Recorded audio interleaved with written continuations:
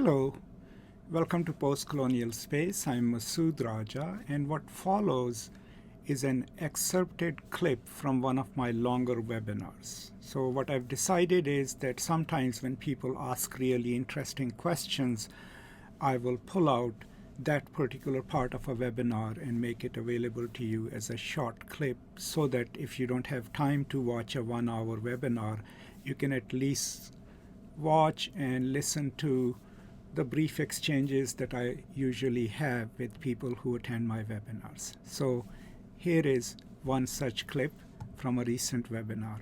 I hope you enjoy it. T. Blue, do you think this book creates a good opportunity to discuss post-colonialism versus decolonization, both its current discourses and its historical moment in Africa? Yes, this and many other books. And that's where we are going because as you always, those of you who attend my sessions frequently, you know that by post-colonialism, we don't mean that colonialism has ended. It continues in different forms. But it's a good example of a post-colonial novel because it does two things. It gives us insights into the living culture of one particular group in Igbo land and tells us how people lived their lives pre-colonialism, and how does this one man, Okwonko, rise in that culture? What is expected of him, but what does he expect of him? It teaches us that. 2, in part 2 of the novel, he is with his mother's people. He has been exiled for 7 years, and that is when things start changing, right? Missionaries come in. They start converting people, right? That is the encroachment of Western Christianity into Africa, into the heartland of Igbo land, right? But who do they convert, right? All transformative religions, whenever they go into a new place, they take it upon themselves to convert those who are already excluded from the dominant culture in which they live, right? So they convert, women who have having twins and have to abandon their twins. They convert people who were considered outsiders, right? And so they have a toehold. But what they also learn, as Obraika, Okwonko's friend, when he comes to visit and tells him that one whole village had been wiped out by the Europeans because they had killed the missionary, what they have learned is that behind this church is a mighty force, right, to back it up. And what that teaches us in post-colonial studies is also how the actions of the church, sincere as they might have been, were also an opening into any given culture. And sometimes they provided the reason for the military to intervene, right?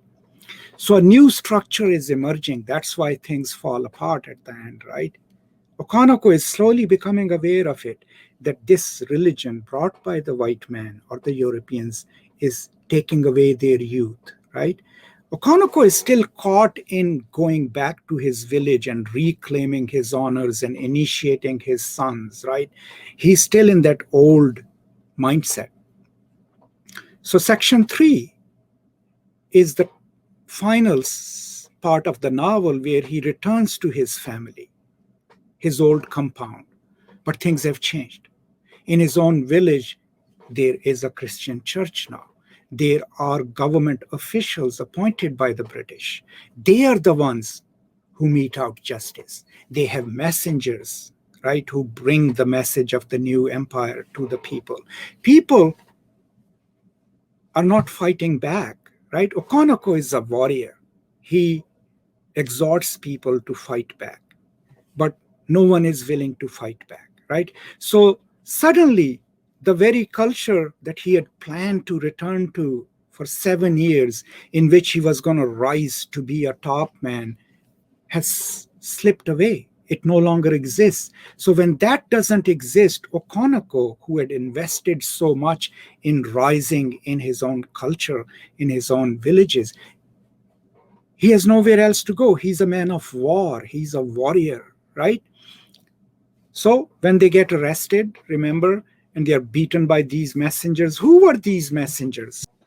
So who are these messengers? So what the British would do is whenever they went into any African territory, they will hire local soldiers and local messengers from other tribes, sometimes from tribes that were hostile to the tribe where they were sending their administrators. So these people came in, even though they were African, they didn't understand Igbo culture, right? They didn't respect it. So that's one group that is going against the local customs, right? And intervening in it, and they have the power of the British magistrate or the British functionary behind them. The other group who is doing that is the increasing number of the Christian converts. These are the two pressures, let's say, on Okwonko's village, but it's happening at a large scale, right? So when Okwonko and other elders, these are prominent men in their tribe, get arrested and get mistreated by these overseers and messengers, right? They feel shamed, right? But Okwonko also feels shamed that when they come out of that prison after they pay the fine, is that even when they meet, they have a gathering, people decide not to fight against it, right? Against the British, against the Europeans. And that is when Okwonko does what he knows will bring upon destruction on his people. He kills the messenger, right? Now, the only way he can save his own people is by either surrendering himself, which he is not going to do. So he does the most unthinkable thing. He hangs himself, which is the biggest taboo you can do, right? It is so bad within the tribal custom that his own people cannot touch him, cannot bury him, right? So the tragic end then is that the very culture within which Okwonko had determined to be a certain kind of man, right? A flawed masculinity, destructive. He has no access to it in his death, right? But the most instructive part of the novel for me, which makes it a fascinating post-colonial reading, is the last few paragraphs. They are not about Okwonko. They are about the British magistrate, right? Who allows his messengers to cut Okwonko down and bury him so that the town people don't have to do it. It's his comment, right? And I'm going to read it. The commissioner went away, taking 3 or 4 of the soldiers with him. In the many years in which he had toiled to bring civilization to different parts of Africa, he had learned a number of things. One of them was that a district commissioner must never attend to such undignified details as cutting a hangman from the tree. Such attention, I mean, of course, that's ironic, right? Such attention would give the natives a poor opinion of him. It's ironic, but that's what the British believed, right? Keep their distance from the natives. As he walked back to the court, he thought about the book. Every day brought him some new material. The story of this man who had killed a messenger and hanged himself would make interesting reading. One could almost write a whole chapter on him. Perhaps not a whole chapter, but a reasonable paragraph.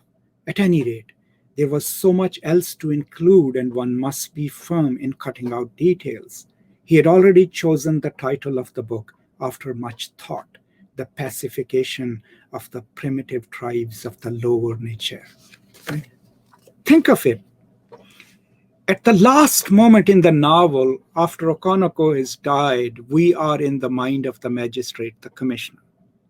We have just read a full novel which tells us the rich story of Okwonko's life and the life of his tribe, with conflicts and hopes. And so we know Okwonko.